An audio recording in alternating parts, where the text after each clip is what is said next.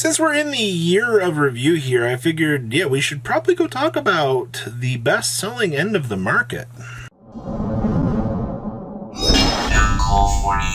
Hey, 34% of you that have not smashed the living crap out of that subscribe button, smash it so you guys can climb up the 100K ladder with us. Now, they released an article here talking about the top 20 best-selling cards of the year, and I'm kind of curious to know if what we expect will line up with this. And I mean, keep in mind that this will be, this was the year we did lose Kazuki. That is actually correct. So you'll see some lost art movements and things like that. Our original Kazuki arts actually possibly being infected here, or being included in that. Number 20 is Vision Hero Faris. Okay, well, to be fair, I think you are going to see a lot of very cheap cards on this list. It is very, very, very important to know when you look at these particular things that not all money cards will be involved. This is going to factor for cards that sold the largest quantities, and I'm not surprised to know that hero players out here ate this card up, because this thing was so expensive that after the reprint, the most budget players out here could actually pick those up. Still the $244 market price here. And yeah, I mean, Ghost from the Past has had a slow decline. I mean, Dark Magician Girl's at 210, the Blue Eyes at 158 here.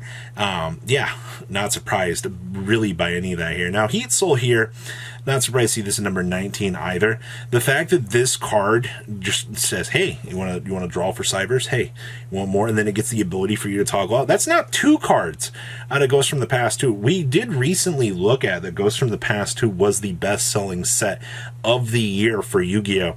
So, of course, cards from this set are going to sell. Also, this thing has a $1 price point now. Think about that. One of the best cards out of the year is $1. Solemn Strike coming in at $1. I mean, this was a common out of Grand Creators. All right, once again, people, when we make these types of videos, and we're like, oh, I'm not surprised to know that a rare was very good. I mean, 54 cents. That's $1.50. If you're a casual player out here and you're like, oh, I can finally get Solemn Strikes, and even like budget players, $2 is amazing. All right, like, we do laugh at a lot of these lower rarities being like, I'll never touch these, but like, to the budget player, yeah, that's amazingly good. Allure of Darkness. So one interesting thing I do want to say about this card. This has been a very stupid expensive card for quite a while. I think we saw earlier in the year, commons did touch about the $3 to $4 mark. And every time we do get a reprint to push this down, it continues to go back up. So I think it is a good thing that we are seeing value push down on this to a degree, but it is still very expensive, to say the least. I mean, you're still looking at $2 a copy. E-Tele, once again, you have another rare here. Am I really surprised to see? So it's two rares effectively on this list. So Grand Creators did some amazing pushdowns. Once again, when you have those cheaper card quantities shifting around on the market, and little Timmy can pick up his, playset of these cards, that's amazing. All right. Guardian Chimera. So we did... This is actually interesting. So all those Albaz players out here needed to pick up at the very beginning of the deck's life. They needed to have at least, I think it was 2 copies of Guardian Chimera. You're crazy if you were playing any less than 2 Guardian Chimeras in the deck. But I mean, the fact that like the whole Albaz deck started the year very cheaply, and then all you had to do was pick up, Guardian Chimera for your deck. Yeah, it looks way more inviting. Like, if I just have to go to Walmart or, my LGS, pick up 3 structure decks, and then, I gotta buy a $60 card. I mean, they're gonna do that. The price for a tier 1 cheap competitive deck, absolutely amazing. We also have Relinquished Anima here, coming in at number 14. I mean, a Link 1 that's very good, and people want to have them. I'm not surprised. Branded Red. Ah, yeah, look, another card for the branded deck. Huh, it's almost like cheap tier 1 competitive decks actually will spin the market.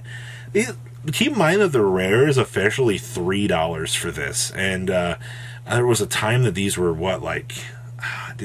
was this the one that went like, no, it was Branded Opening that went really crazy in terms of value. Yeah, Brandon Red. Okay. A Goddess of the Closed World being number 12. Now, this is very interesting to me to see that this one is so high. To be fair, this is one of the more unique cards that does have the ability to toggle with the opponent's monsters. And I do think that the fact that you can use their monster for this really is what makes this card so inviting at the end of the day. But I mean, for a former Secret Rare to get knocked down to $5, once again, I mean, I guess people really are picking up those staple cards. Dogmatica Ecclesia the Virtuous at number 11. Really? I mean, I guess the fact that all of these, like, Eldritch decks did want to have copies of these to play, the fact that the Dogmatica Lord does look very interesting from the outside looking in. Yeah, I guess the players would want to have these to pick up. So I'm also not really surprised to see that this placed so high. Borland Dragon. So this bad boy right here was the pinnacle for Dragon Link. And it was one of the biggest boss monsters out here. If you already had Dragon Link, this was a very easy pickup for you. I mean, this thing stands at a 91-cent price tag right now. And once again, when the very casual player sees that very inviting price tag, they're going to step through the door and they're going to commit that basically 91 cents plus $1 shipping with the possibility of picking up some other stuff along with it. Halki Fibrax. You know, my favorite part about this was the fact that this was so budget. Now that, you know, we've taken care of this, all you had to do was just reprint the card. You made one of the best staple cards of the year very cheap. All right. And once again, the cost of, you know, those high tier cards that everybody look at like, I don't want to spend $20 on this, but $350, definitely looking way more inviting. DDD, Devisor King Deus Machina, you know. It's kind of interesting to see that this was one of the best-selling cards of the year. A lot of people, there are a lot more DDD fanboys out there than I think this community really gives credit for. We talk about the deck being one of the hardest decks to play, but people love this stack, man. They will go through the ends of the earth to pick these up, and that's interesting. Talents! Ah, yes, we finally hit the staples, baby. Mavens did its job. Talents right now are $12. They were underneath $10 for a little while if you got the chance to pick them up remotely early, so you are seeing pretty decent little shifteroo there, at least in that regard. I'm not surprised to see this so high. Super polymerization. Really? Huh. I mean, I guess to be fair, Albaz and Garuda were pretty big, you know, cards this year. And the fact that you kind of needed Super Poly to kind of keep up with certain interactions, that is very interesting, actually. I didn't expect to see Super Poly being one of the best-selling cards of the year. Okay. Next up was Zeus. Yeah, I'm not surprised about this either.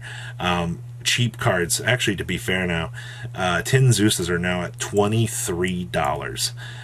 They had, what, like a $15 price tag some time ago? And the fact that these have skyrocketed that much higher. Oof. Imperm, also, once again, you got another very cheap card that just got reprinted. Thank you, Structure Deck. Thanks, Konami, for making this a super. Yeah, you can buy 3 Structure Decks. Congratulations. Now, Infinite Impermanence now shoots up in value. At least players get the chance to get them up. Branded Opening, yep. Once again, when you can buy 3 Structure Decks and go, oh, hey, we have this. I mean, speaking of Structure Decks here, look, Aluber, number 2. I'm not surprised about this either. The fact that, once again, cheap Structure Decks. And then DeHark was the best card of the year in terms of this. This is very interesting. Honestly, the fact that this is very generic, every deck really needs this. This is like the extra deck card. I'm not surprised about that. And then, yeah, the Starlight has been falling. Let's see here. Notice anything missing? Well mentioned with cards released closer to the end of the year don't have the same amount of runway. Take away thousands of cells to make top 20. Any annual recap favors will be released earlier than said. So, Sprite Elf came in 27 this year. Structure Deck Legend of the Crystal Beast Ash Blossom took number 28. And Drewsworm came in at a number 32. Wow. And it's only been 2 months. That's actually insane. Whew. Well, that's the top block here for this. I'm I'm not really shocked by any of this. So what do you guys think? Please leave a comment down below. Tell me what you guys think. And I'll see your beautiful faces back here later in the day, guys. Peace out. Patrons, thank you.